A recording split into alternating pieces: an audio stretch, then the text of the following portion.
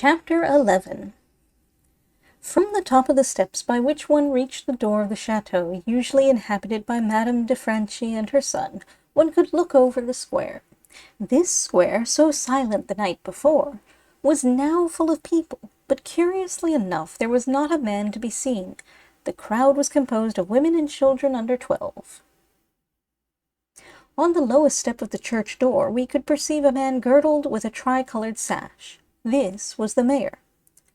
Under the portico another man clothed in black was seated at a table. This was the notary, and the written paper under his head was the Act of Reconciliation. I took my place beside the table with the sponsors of the Orlandi.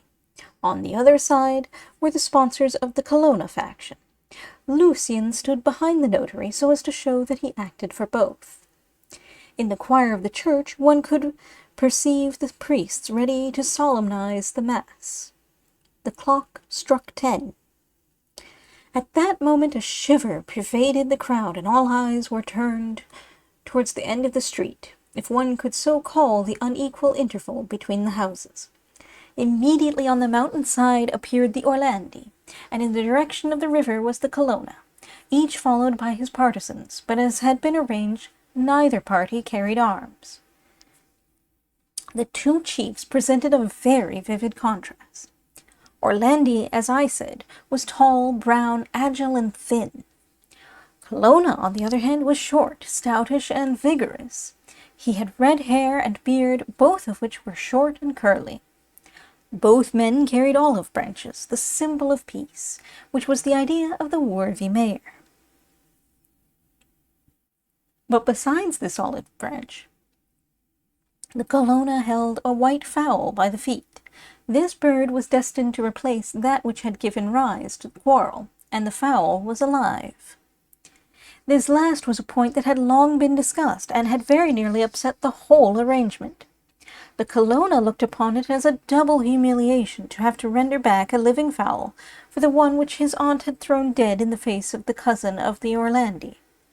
However, by force of reasoning, Lucien had persuaded the Colonna to provide the fowl, as he had managed to induce the Orlandi to accept it.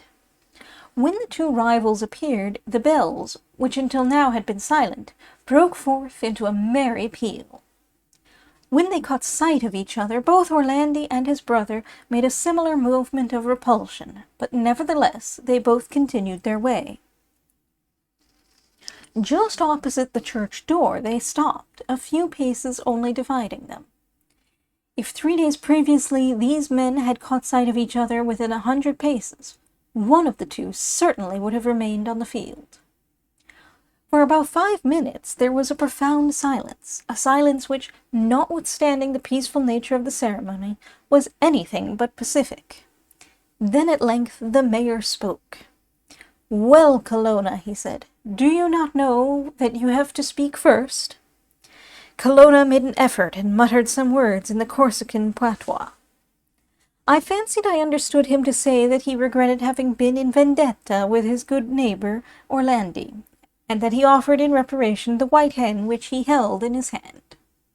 Orlandi waited until his adversary had finished speaking, and replied in some words which I took to be a promise that he would forget everything but the solemn reconciliation that had that day taken place in the presence of Monsieur Lucien and the notary.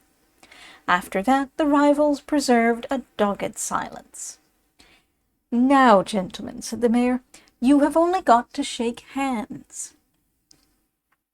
By a simultaneous movement, the rivals clasped their hands behind their backs. The mayor descended from his elevated seat, and seizing the hand of Colonna, sought for the hand of the Orlandi, and having possessed himself of both, he, with some effort, which he endeavored to conceal with a smile, succeeded in joining the two hands. The notary seized the moment, while the mayor held the two hands together, to stand up and read the deed declaring the feud to be at an end. The document was as follows. "In the presence of us, Giuseppe Antonia Sarola, Notary Royal of Sullacaro in the province of Sartène, in the grand place of the village opposite the church, in the presence of the mayor, the sponsors, and all the population, between Gaetano Orso Orlandi, called Orlandini, and Marco Vincenzio Colonna, called Scipione, it is solemnly ratified as follows. From this day, 4th of March, 1841, the vendetta declared between the families shall cease. From the same period they shall live together as good neighbors and friends, as their relatives did before the unhappy disunion which has so long alienated their families.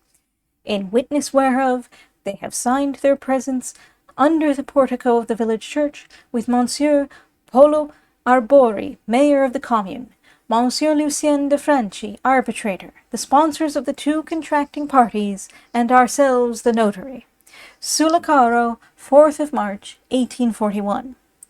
I note with admiration that the mayor had very prudently omitted all mention of the hen which had put the Colonna in such a bad position with the Orlandi. So the face of the Colonna got brighter in proportion as the figure of the Orlandi clouded. The latter looked at the hen which he was holding in his hand as if he had a great idea to throw it in the face of the Colonna. But a glance from Lucien de Franchi checked this intention in the bud. The mayor saw that he had no time to lose. He stepped back, holding the hands of the rivals, and without loosing them for a moment.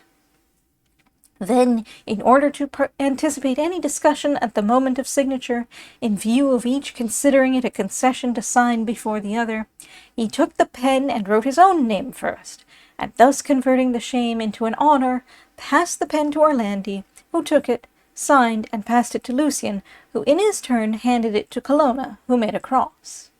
At that moment the Te Deum was chanted as if for a victory. We all signed afterwards, without distinction of rank or title, as the nobility of France 100 years before had signed the protestation against Monsieur le Duc de Maine. Then the heroes of the day entered the church and knelt in the places appointed for them. I saw that from this moment Lucien appeared perfectly at ease. All had been finished satisfactorily. The reconciliation had taken place not only before men, but before heaven. The service terminated without any incident worth recording, and when it was over, Orlandi and Colonna passed out with the same ceremony as before. At the church door, at the instance of the mayor, they once again shook hands, and then each one, attended by his friends and relatives, made his way to his house, which for 3 years he had not entered. Lucien and myself went back to Madame de Franchi's house, where dinner awaited us. It is not difficult to perceive by the attentions I received that Lucien had read my name over my shoulder when I was signing the paper, and the name was not altogether unknown to him. In the morning I had announced to Lucien my intention to depart after I was urgently recalled to Paris by the rehearsals of Un mariage sous Louis XV, and notwithstanding the importunities of mother and son, I persisted in adhering to my first determination. Lucien then asked permission to take advantage of my offer, and to take a letter to his brother. And Madame Franchi made me promise that I would hand this letter myself to her son.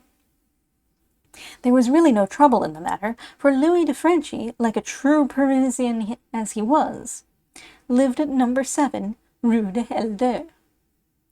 I asked permission to see Lucien's room once again, and he himself conducted me thither, explaining everything to me. "You know," he said, "if anything strikes you, I hope you will take it. It is yours." I unhooked a small poniard hanging in an obscure corner, as if to show that it had no value attached to it, and as I had seen Lucien notice with some curiosity my hunting belt and its appurtenances, I begged him to accept it, and he had the good taste to take it without being pressed. At that moment Griffo appeared to tell me that the horse was saddled and the guide waiting. I put aside the little present I had intended to give to Griffo, which consisted of a hunting knife and 2 pistols attached to it, the barrels of which were hidden in the hilt. I never saw anybody so delighted as he was at this present. I descended and found Madame de Franchi at the bottom of the staircase, where she was waiting to bid me good-bye, in the same place where she had bade me welcome. I kissed her hand, feeling great respect for such a simple-minded and yet so dignified a woman. Lucien accompanied me to the door. On any other day, he said, I would saddle my horse and ride with you beyond the mountain, but today I dare not quit Sullacaro, for fear that one or other of the newly made friends might commit some folly. You are quite right, I said, and for my own part I am very glad to have assisted at a ceremony so new to Corsica. Yes, he said, you may well congratulate yourself, for you have today witnessed a thing which is enough to make our ancestors turn in their graves. I understand. Their word was sufficient. They did not need a notary to reconcile them, I suppose. They were never reconciled at all. And then he shook me by the hand. Have you no message for your brother? I said. Yes, certainly, if it will not incommode you to deliver it. Well then, let us embrace. I can only deliver that which I am able to receive. So we embraced each other. We shall see you again some day, I said. Yes, if you come to Corsica. No, but won't you come to Paris? I shall never go there, replied Lucien. In any case, you will find my card on the mantelpiece in your brother's room. Do not forget the address. I will promise you that should any event call me to the continent, you shall have my first visit. Very well, that is agreed. We shook hands once again and parted, but I noticed so long as he could see me, he followed me with his eyes. All was quiet in the village, although, of course, there was the usual agitation which follows the completion of a great public act.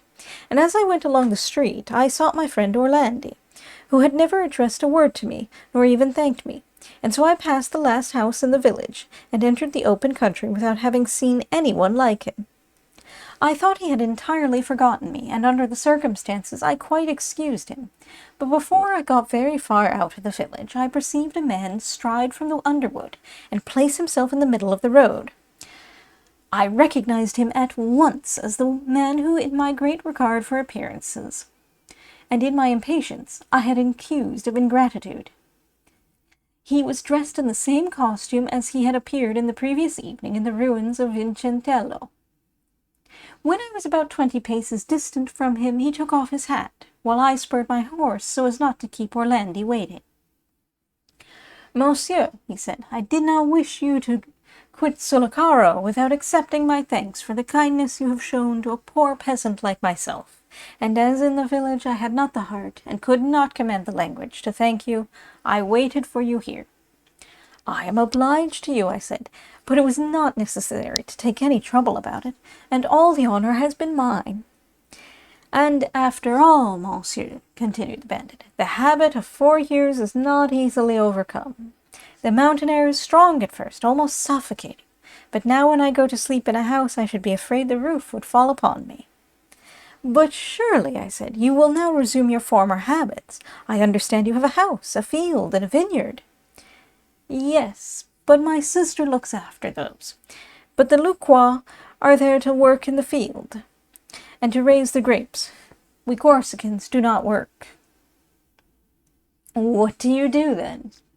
We overlook the laborers. We walk about with a gun upon our shoulders.